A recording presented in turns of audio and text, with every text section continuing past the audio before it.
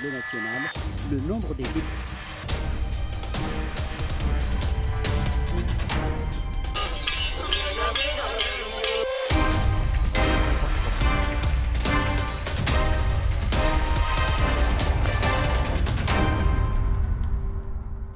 Messieurs, bonjour et merci de nous rejoindre sur les antennes de la RTS2 pour ce nouveau numéro de votre magazine Midi Actu. Donc voici le sommaire du jour. L'Assemblée nationale, le nombre des députés.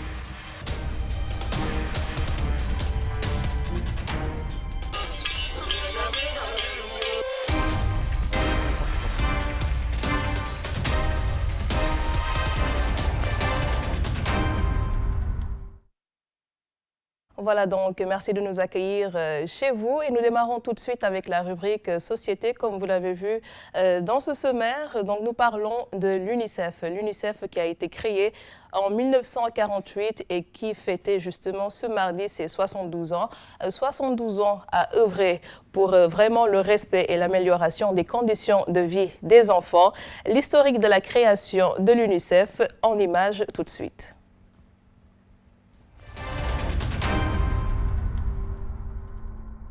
Elle est l'organisation qui veille au respect des droits de l'enfant, à l'amélioration et à la promotion de leurs conditions de vie. Créée en 1946, l'UNICEF est une structure dépendante de l'Organisation des Nations Unies. Elle a activement participé à la rédaction, la conception et la promotion de la Convention relative aux droits de l'enfant. Adoptée lors du sommet de New York le 20 novembre 1989, l'UNICEF s'est donné des objectifs prioritaires. L'éducation des filles, la vaccination et la lutte contre le sida et le VIH, la protection de l'enfance, la santé des nouveau-nés et l'égalité homme-femme. Les priorités traitent de la place de l'enfant dans la famille, de la pratique sportive. C'est par des campagnes d'information et de sensibilisation à travers les médias que l'UNICEF arrive à capter l'attention de la masse.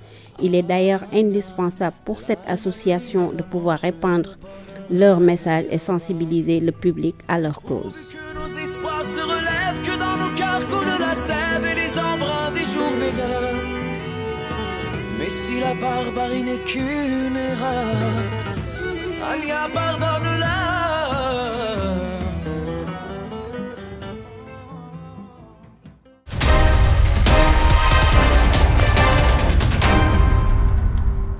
Voilà donc, merci à Khady Wade pour ce récit sur la création de l'UNICEF. Aujourd'hui, mesdames et messieurs, nous avons un invité qui est consultant en communication digitale. Il s'agit de Monsieur Demba Gueye. Bonjour Monsieur Gueye. Voilà, vous avez vu l'élément avec nous, donc c'était hier les 72 ans de l'UNICEF. Quand on parle des enfants, on a tout de suite envie de les chérir, de les protéger, d'où la création justement de l'UNICEF, une organisation parmi d'autres organisations bien sûr, qui œuvre pour le respect et l'amélioration des conditions de vie des enfants. Votre point de vue là-dessus? Alors moi je trouve que l'UNICEF a quelque part un travail très noble, une mission très noble qui consiste à protéger les enfants, qui consiste à tenter de les mettre dans des conditions les meilleures. On a très souvent des enfants qu'on croise dans la rue, au Sénégal, en Afrique et dans le monde, qui sont laissés à eux-mêmes, qui sont en danger, qui sont agressés, qui sont vraiment très vulnérables finalement. Et je pense qu'il est important de s'en occuper et d'en prendre soin. Parmi les missions justement de l'UNICEF, Monsieur Gueye, on a vu la scolarisation des filles. Donc ils font tout pour que les filles dans le monde puissent avoir accès à une éducation de qualité. On sait que c'est aussi un combat que mène l'État du Sénégal. Et votre point de vue là-dessus, est-ce qu'on en est? Les filles, on parle d'avenir en parlant des enfants bien sûr, mais est-ce que les filles aussi n'en font pas partie justement? Alors, j'ai remarqué que de plus en plus, on est parti dans une logique de scolariser plus d'enfants filles que d'enfants garçons. Pour moi, c'est quelque chose de magnifique parce que dans nos sociétés, on se rend compte que finalement, les filles avant étaient plus voués à des tâches, disons, ménagères, ou en tout cas ne poursuivaient pas leur scolarité jusqu'au bout. Et le fait de les scolariser et de les maintenir à l'école est quelque chose de tout à fait extraordinaire et important dans une société comme la nôtre. Oui, on a vu également que l'UNICEF mène beaucoup de campagnes de sensibilisation à travers les médias et c'est justement donc un secteur que certainement vous connaissez puisque vous êtes consultant en communication digitale. Donc l'importance des médias dans de telles campagnes. Alors, pour moi, elle est primordiale. Les gens s'intéressent beaucoup à ce qui se dit dans l'actualité, dans les médias. Et d'ailleurs, récemment, le week-end dernier, j'étais à un événement où on parlait du jeu. Du jeu, qui est un sujet sérieux, finalement. Parce que, disons, la construction de l'intelligence de l'enfant passe par le jeu. C'est un moyen d'apprentissage. Absolument. Et extraordinaire. Les enfants jouent, les adultes jouent, mais il est important de créer des espaces où les enfants peuvent jouer. Et les médias sont, normalement, devraient être placés au cœur de ce dispositif-là pour que les gens puissent créer ces espaces de jeu et d'éveil pour les enfants. Voilà, donc à travers le monde, il y a des ambassadeurs de l'UNICEF. Parmi eux, je peux citer la chanteuse Angélique Kidjo ou encore Shakira, l'actrice Angelina Jolie ou encore chez nous, Youssou N'Dour. Et nous passons tout de suite à la rubrique économie. Au Sénégal, l'économie et les finances ont leur ministère à part. C'est d'ailleurs en grande partie l'économie qui est le vecteur de développement d'un pays. Aujourd'hui donc, nous nous intéressons justement au taux de croissance, terme très utilisé dans l'économie. Qu'est-ce que le taux de croissance? Réponse avec cet élément de Mariam Mang.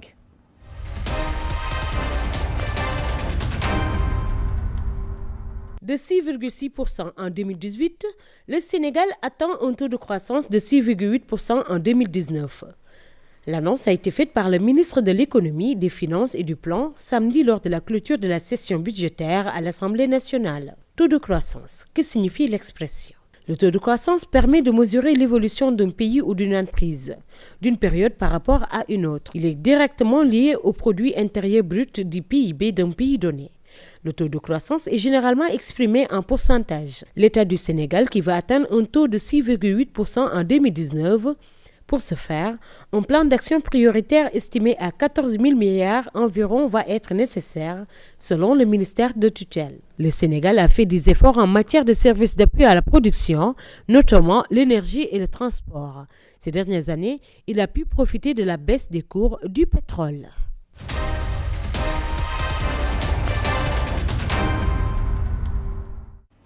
Monsieur Gueye, on parle d'économie, de finances, vecteur de développement d'un pays essentiel. Hein.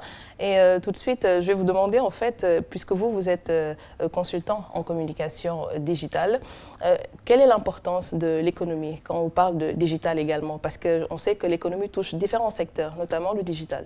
Absolument. On a vraiment tout ce qui est activité économique, ou en tout cas activité numérique, drivée par le numérique. On a le e-commerce, on a les transactions via le mobile banking, et oui, ce sont justement des éléments qui sont clés et font partie des agrégats économiques, si on peut le dire ainsi.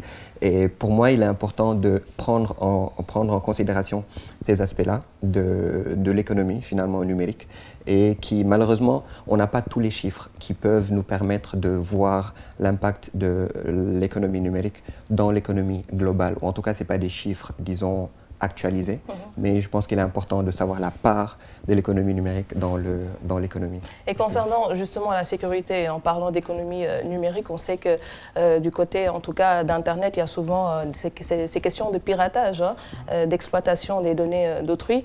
Quelles mesures faut-il prendre pour justement sécuriser tout ça? Parce qu'on parle de e-banking, il suffit qu'on ait accès à un code pour pouvoir vraiment pirater le système d'autrui.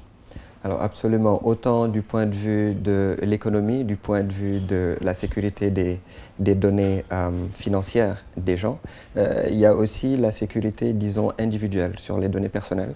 Et je pense que le Sénégal est actuellement en train de faire un travail remarquable sur ce volet-là, en termes de sécurisation des données personnelles des gens, mais aussi de leurs données. D'ailleurs, les données personnelles englobent aussi tout ce qui est information comme des codes bancaires, comme des mots de passe qui finalement gardent sont le rempart un peu de tout ce qu'on garde en privé et qu'on ne voudrait pas voir divulguer sur Internet. Il y a des risques, certains, en termes de piratage ou en termes en tout cas de violation de ces droits-là, mais il faudrait que les populations puissent, et les gens de manière générale, puissent réellement s'en imprégner pour être vigilants par rapport un peu à cet aspect sécuritaire-là. On va peut-être approfondir ce point tout à l'heure dans la rubrique TIC, mais je voudrais vous poser une question, Monsieur Gueye. Est-ce que vous aimez le sport? Alors, j'aime le sport. Est-ce que vous pratiquez le sport? Très peu, malheureusement. C'est quel genre de sport que vous pratiquez d'habitude? Alors, je fais de la course à pied. Ne me dites pas la salle, hein? Non, du tout. Je fais de la course à pied, je fais de la marche. Normal, je prends de l'âge. Voilà. Je faisais du foot. Voilà. D'accord. Mesdames et messieurs, nous allons tout de suite passer à l'actualité en bref, juste après ce jingle.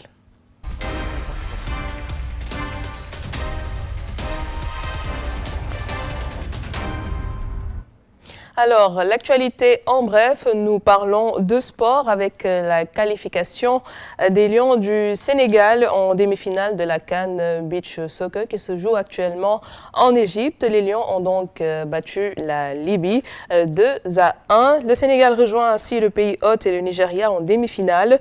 Les finalistes de la compétition représenteront l'Afrique à la prochaine Coupe du Monde. Et toujours même son de cloche du côté des dames, mais cette fois-ci en handball. L'équipe sénégalaise s'est aussi qualifiée en demi-finale en battant la Guinée 37-30. Ici encore, l'objectif est bien sûr de se qualifier à la Coupe du Monde de handball prévue en 2019. Après ce jingle, nous passons à la dernière partie de ce magazine Midi Actu, mesdames et messieurs.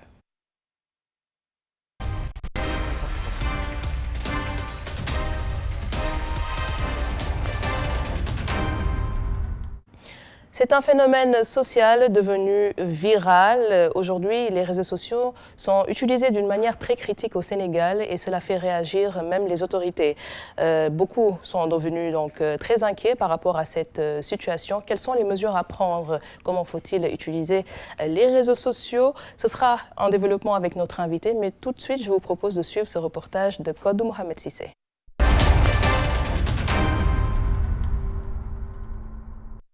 L'avènement des technologies de l'information et de la communication devait insuffler un nouvel élan à notre société dans son évolution socio-économique. Seulement, certains utilisent ces outils d'une manière dangereuse, pouvant porter préjudice à autrui. Moi, je n'utilise pas les réseaux sociaux, donc je ne connais absolument rien. Ça ne m'intéresse pas, je ne trouve pas d'utilité. Ouais, il y a des mauvaises personnes qui utilisent les réseaux sociaux, qui font des autres choses que les gens ne voient pas. Donc ça aussi, ça nous fait mal, nous aussi. Les réseaux sociaux, c'est un outil, n'est-ce pas, à double tranchant, qui peut quand même servir beaucoup donc, de bien, n'est-ce pas, pour la population. En tout cas, donc, dans la recherche, ça serait donc excellent. Mais aussi, comme je l'ai dit donc, tantôt, c'est un couteau à double tranchant. Il y en a d'autres qui l'utilisent quand même à des fins vraiment qui ne sont pas du tout donc, catholiques. Pour veiller à la sécurité et stopper ces dérives, le gouvernement a pris des décisions pour encadrer l'utilisation des TIC au Sénégal. Décisions qui rassurent certains, mais qui ne réjouissent pas forcément ceux qui utilisent les TIC de manière convenable. Il y en a donc des injures un peu partout donc, que l'on retrouve dans les réseaux sociaux. Il y en a également donc, des fake news, n'est-ce pas, que l'on voit donc, tout le temps. Et les gens donc, déforment l'information. Et tout le monde est blogueur, tout le monde est journaliste. On ne sait plus donc sur quel champ se vouer. La décision que le gouvernement a prise avec le vote des députés, nous, on ne peut rien, on peut qu'appliquer. Mais il y en a des gens quand même qui font d'autres choses qui ne concernent pas les réseaux sociaux. Pour l'utilisation donc adéquate, l'État est en train donc d'essayer donc de normaliser, hein, en voulant donc limiter, n'est-ce pas, donc le début de certaines, n'est-ce pas, applications. Telles que, en tout cas, les applications qui ne l'arrangent pas donc du tout. Mais quand même, il faudra donc du côté donc politique aussi donc essayer d'analyser donc la situation. La protection des données, mais aussi de l'image, est souvent bafouée sur les réseaux sociaux. Situation qui suscite la crainte chez beaucoup et fait réagir les acteurs du secteur pour une prise de conscience générale.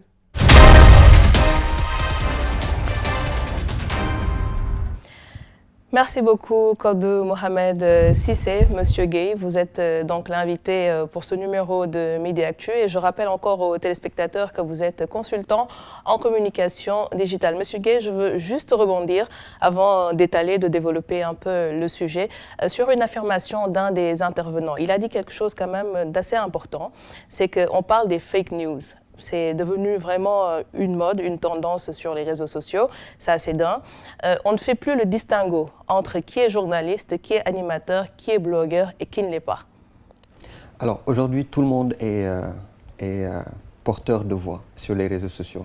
Il suffit d'avoir son téléphone, son smartphone, qui est une caméra qui marche et qui est connectée à Internet pour pouvoir dire son avis, dire ce qu'on pense. Et ça a deux côtés. Ça peut être bénéfique par rapport à la liberté d'expression. Les gens ont le droit aujourd'hui de s'exprimer et de dire ce qu'ils pensent sur les réseaux sociaux sans pour autant avoir à se justifier auprès de qui que ce soit. Mais l'autre aspect, c'est qu'on a des gens qui utilisent les réseaux sociaux de manière pas responsable du tout et qui en profitent pour véhiculer des informations qui ne s'avèrent pas vraies. Okay. Et c'est là qu'on parle de fake news. Et ce qui est dangereux dans ce monde-là, c'est que les gens qui aujourd'hui ont la possibilité de diffuser certaines informations sont écoutés et lus par des gens qui ne prennent pas la peine de vérifier ces informations-là. Aujourd'hui, en journalisme, je ne vous l'apprends pas, la règle de base est de vérifier l'information quand elle arrive. Juste et vrai. Et quand on reçoit une information avant de la diffuser, s'avérer, en tout cas s'assurer plutôt que cette information-là, elle est vérifiée. Tout à fait. Vous avez dit tout à l'heure quelque chose d'assez important parce que tout le monde a son smartphone aujourd'hui. Vous-même, vous êtes sur le plateau avec votre téléphone portable. Vous êtes vraiment dans le monde des TIC, si je peux dire. On voit chez nos confrères, par exemple, de France 24, il y a les observateurs. Donc, ce ne sont pas forcément des journalistes, mais ils ont leur téléphone. Et quand ils tombent sur quelque chose qui peut susciter débat, qui peut être d'actualité, ils filment et ils envoient et on en discute. Mais aujourd'hui, aussi, on sait que, par exemple, le journaliste ne peut pas être partout à la fois. Donc, on a besoin de ce genre de personnes qui peuvent tout de suite nous envoyer ces vidéos pour qu'on puisse les exploiter. Mais est-ce qu'il ne faudrait pas un cadre pour quand même encadrer tout cela? Alors je pense que la responsabilité de ce cadrage-là est partagée. Tu l'as dit tout à l'heure, le journaliste ou les journalistes ne peuvent pas être partout à la fois, mais on a ce qu'on appelle aussi les journalistes citoyens. C'est-à-dire que c'est des gens munis de leur smartphone et qui peuvent être à des moments, à des endroits où la presse ou les médias ne sont pas. Eux-mêmes, ils se constituent en médias, allument leur caméra et immortalisent le moment. Tout à fait. Et ils deviennent ainsi des relais d'information pour les gens qui veulent justement transmettre, ou en tout cas communiquer cette information-là. Nous allons donc tout de suite, Monsieur Gueye, revenir au sujet de notre reportage du jour, les dérives sur les réseaux sociaux.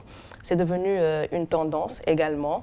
On ne pense plus à où est-ce qu'on doit s'arrêter en publiant certaines images, en publiant certaines choses qui concernent vraiment une personne, sa vie privée, je dirais même. Tout est bon à publier, tout est bon à balancer sur les réseaux sociaux, que ce soit sur WhatsApp ou sur Facebook. Et franchement, c'est devenu quelque chose qui inquiète plus d'un au Sénégal. Absolument. Avant même de parler de ces dérives-là, on parle de dérives sur les réseaux sociaux. Je voudrais juste faire un petit retour en arrière. On parle de dérives sur les réseaux sociaux, mais le terme réseaux sociaux, il y a 15 ans, n'existait pas du tout. Exact. Aujourd'hui, on se rend compte qu'il y a très peu de gens. On l'a vu tout à l'heure dans l'élément que vous aviez passé. Quelqu'un qui dit qu'il n'est pas du tout sur les réseaux sociaux. Exact. Il fait partie de la minorité. 99%, j'avance le terme sans me dire que je peux risquer de me tromper. 99% des gens aujourd'hui sont sur les réseaux sociaux. Ces gens-là sont sur les réseaux sociaux et l'utilisent. Et il y en a même qui sont allés jusqu'à être accros aux réseaux sociaux, comme les gens peuvent être accros à la drogue. Et les dérives qui en découlent, c'est que justement, les gens utilisent les réseaux sociaux sans pour autant prendre des mesures ou sans pour autant s'assurer du bien fondé des informations qu'ils véhiculent ou bien des informations qu'ils reçoivent et qu'ils transmettent très souvent sans prendre la peine de... Mais comment est-ce qu'on pourrait faire justement, Monsieur Gueye, pour filtrer le bon du mauvais des technologies de l'information et de la communication? Alors, à mon avis, il n'y a qu'un seul moyen. Il faut que la responsabilité de chacun soit engagée. Il faut qu'à chaque fois qu'aujourd'hui, moi, Demba Gueye, je reçois une information, je prenne le temps, je fais une pause d'1 seconde pour utiliser mon esprit et me dire est-ce que cette information-là est logique ou pas? Est-ce que je dois perpétuer la chaîne ou pas? Parce que quand on transmet une information, on devient responsable de l'information qu'on transmet. Et malheureusement, très souvent, pour le buzz, pour avoir des retours, pour avoir des likes, pour avoir des j'aime, pour avoir des partages. Mais est-ce qu'il y a quelque chose qu'on peut gagner en retour? Parce que par exemple, sur YouTube, en publiant une vidéo et qu'on a beaucoup de vues, YouTube paye de l'argent en retour. On est dans une société, disons, de l'attention. Les gens mettent beaucoup de valeur à l'attention. Sur YouTube, la contrepartie, elle peut être financière, mais très souvent, elle n'est pas que financière.